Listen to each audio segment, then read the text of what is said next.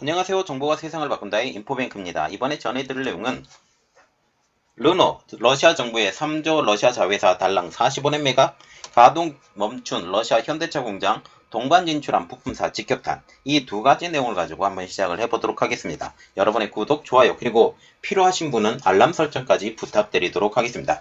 계속적으로 노력하는 인포뱅크가 되도록 노력하겠습니다. 자, 그러면 이야기를 자세히 들어가 볼게요. 미국의 패스트푸드 체인인 맥도날드에 이어서 프랑스 자동차 업체인 르노도 러시아에서 완전히 손을 떼기로 했다는 소식이 들리고 있습니다. 여기에 지금 현재 구글도 러시아에서 나온다. 그래서 인력들도 모두 감축시키겠다라는 말까지 나오고 있는 상황이죠.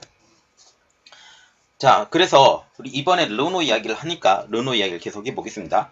프랑스 자동차 제조사인 르노가 러시아 법인인 아부토바즈와 그에 따른 공장 지분 등을 러시아 사업 전체 부분을 2루블 단돈 40원에 러시아 국영기업과 모스크바시에 매각하게 됩니다.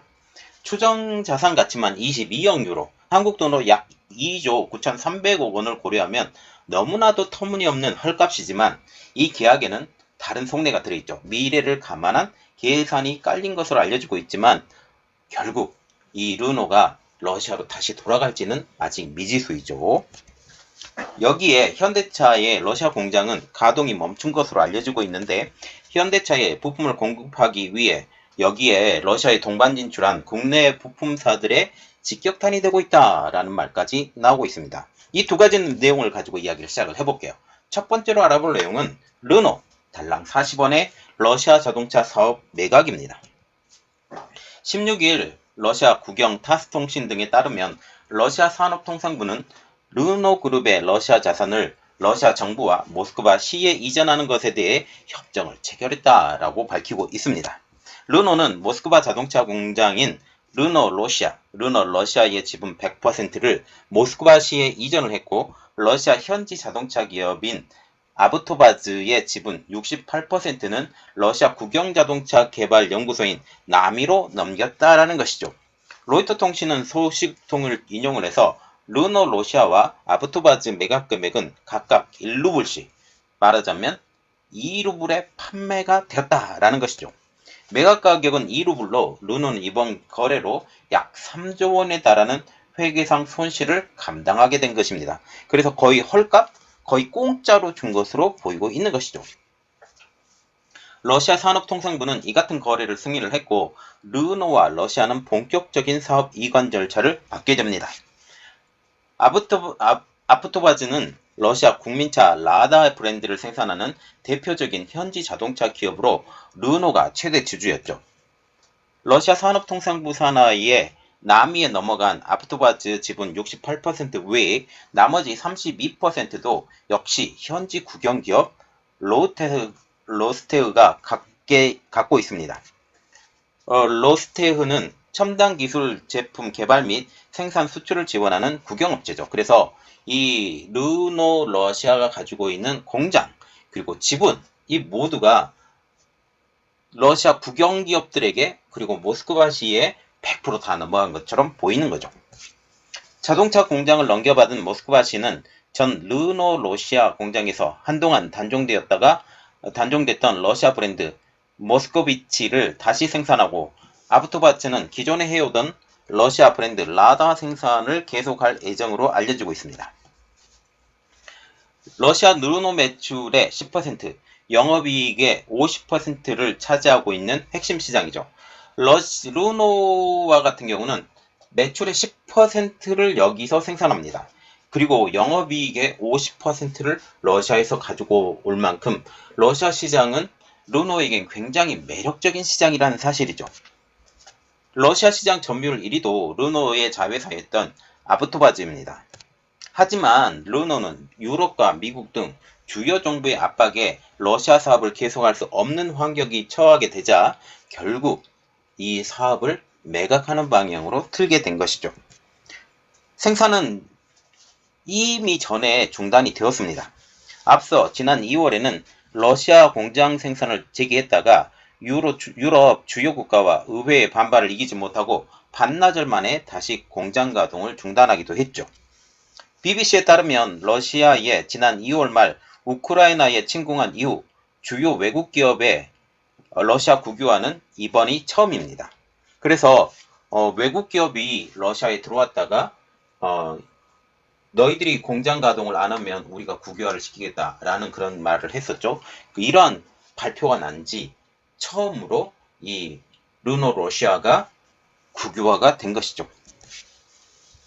러시아 자동차 시장 점유율 1위 기업인 르노는 지난 3월 23일 블라디미르 젤란스키 우크라이나 대통령이 프랑스 의회 연설에서 르노의 러시아 시장 철수를 호소한 후 제재 동참에 나섰습니다. 당시 맥도날드, 애플, 스타벅스 등 글로벌 기업들이 반러 여론을 의식해서 우르르 러시아에서 철수하고 나가자 블라디미르 푸틴 대통령은 외국 기업의 자산을 합법적으로 국유화하겠다라고 으름장을 놨었죠. 그래서 이런 이후에 처음으로 국유화가 된 것입니다. 그때 당시에 이런 말도 하고 있어요. 우리도 브랜드를 써버리겠다. 그대로 그 매장을 만들어버리겠다라는 말이 나오고 있어요. 그래서 제가 분석을 하나 더 해드려야 될 것이 맥도날드에 대해서 분석을 해드린데 맥도날드도 지금 현지 사람들에게 매장을 전부 다 팔 것으로 지금 알려지고 있습니다. 이번 계약에는 특별한 조항이 하나가 들어가 있는데요. 그 내용은 르노는 러시아 정부의 2루블에 이 모든 것을 넘기면서 향후 6년 이내에 아프토바즈 지분을 매입을 할 수 있다라는 조항을 걸고 있습니다. 동일한 가격으로요. 르피가로는 매각 가격 그대로 다시 매입할 수 있다라고 전하고 있어요. 그래서 이번에 2루블에 판매가 했으니 2루블에 우리가 받겠다라고, 그래서 40원에 너에게 줬으니 나중에도 40원에 우리한테 넘겨라 라고 말을 하게 되는 것이죠. 루카드메오 르노 CEO는 어렵지만 이런 결정을 내릴 수밖에 없었다라고 이야기를 하고 있습니다. 다시 러시아로 돌아올 수 있는 방법을 찾으면서 러시아에 있는 직원 4만 5천 명에 대해서 책임지려고 했다라고 이 결정에 대해서 강조를 했죠. 이번에 국영기업으로 넘어가면서 이 인원들이 그대로 러시아에 귀속이 되는 것이죠. 뉴욕타임즈는 푸틴 대통령은 떠나는 서방 기업에 국유화하겠다고 위협을 했지만 르노의 새로운 협상 방식으로 돌아갈 수 있는 통로가 열렸다. 서방 기업이 다시 돌아오도록 기회를 준 것이라고 분석을 하고 있죠. 한번 팔았다가 다시 받을 수 있는. 그래서 공식적으로 계약을 해버렸기 때문에 완전 국유화는 막혔다라고 말을 하게 된 것이죠. 르노는 러시아 정부의 2루블에 넘기면서 향후 6년 이내에 아부토바츠 지분을 매입을 할 수 있는 조항이 달리게 된 것입니다.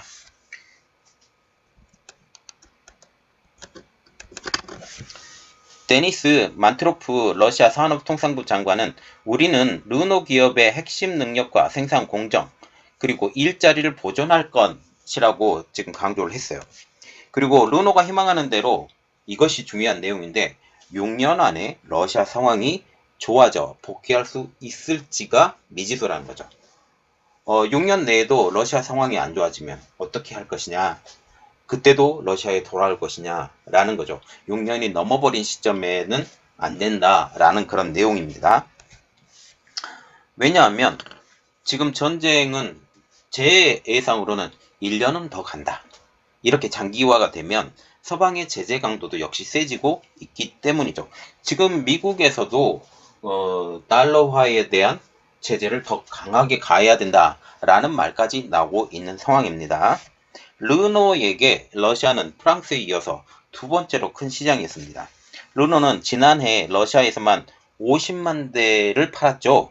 국제신용평가사 피치에 따르면 러시아 시장은 르노 매출의 10%, 46억 유로, 약 6조 1356억 원, 영업이익의 50%를 차지하고 있는 르노의 가장 큰 시장이라는 것이죠.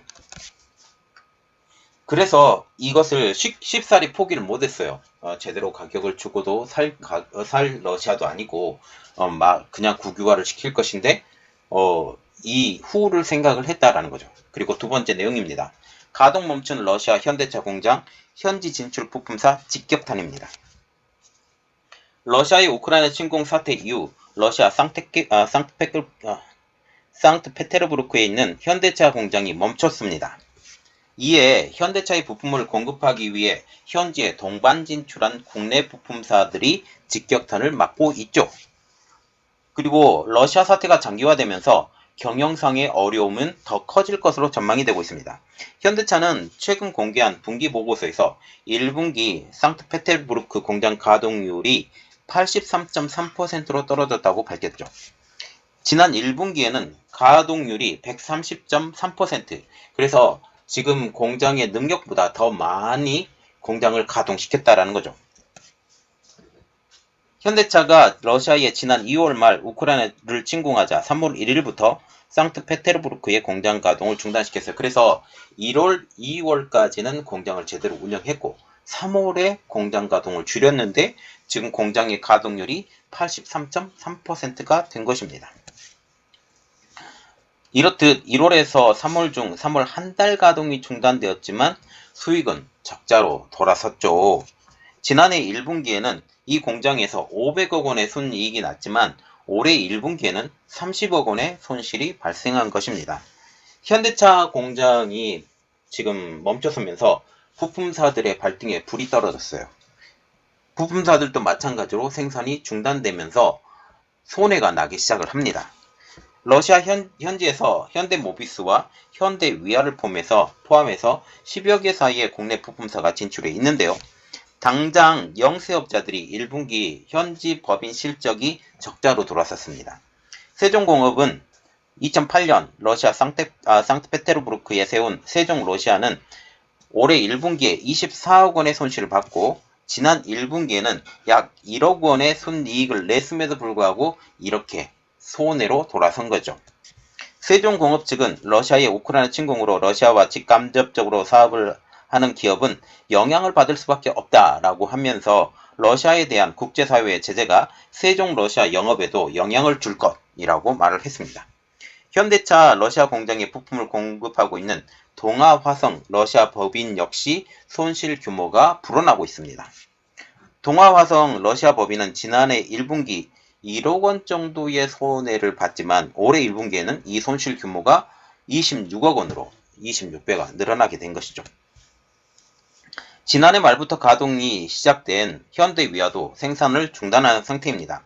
현대위아는 현대차 공장의 가동을 중단한 3월에도 공장을 돌려서 제품을 생산을 해서 재고 물량을 확보했지만 다시 언제 이 공장이 돌아갈지 모르기 때문에 재고를 만들어 놨었던 거예요. 그렇지만 공장 가동이 계속적으로 중단하게 되자 이내 생산을 멈추게 된 것이죠. 또한 러시아에 법인을 두고 있는 대원강업의 경우 지금 현대차뿐만 아니라 러시아 국민차 라다 브랜드를 생산하고 있는 르노그룹의 아프토바스에도 부품을 공급하고 있지만 르노 역시 공장이 제대로 가동되지 않기 때문에 일감이 떨어진 상황입니다. 현대차는 올해 8월 러시아 공장 가동을 재개하겠다라는 계획을 갖고 있지만 지금 러시아와 우크라이나 사태가 어느 정도까지 가게 될지 모르기 때문에 이 또한 장담할 수 없는 상황이 되는 것이죠. 한 부품 관계자는 현재 주재원을 포함한 고용 인력을 유지하고 있어서 비용은 발생을 하지만 일감이 없는 상황. 그래서 지금 맨파워 때문에 그래서 인력 때문에 지금 손해가 누적돼 가고 있는 상황이라고 보시면 됩니다. 그리고 현대차 공장이 가동을 재개하지 않으면 부품사들의 실적이 계속 악화될 수밖에 없기 때문에 현대차의 지금 상트페테르부르크의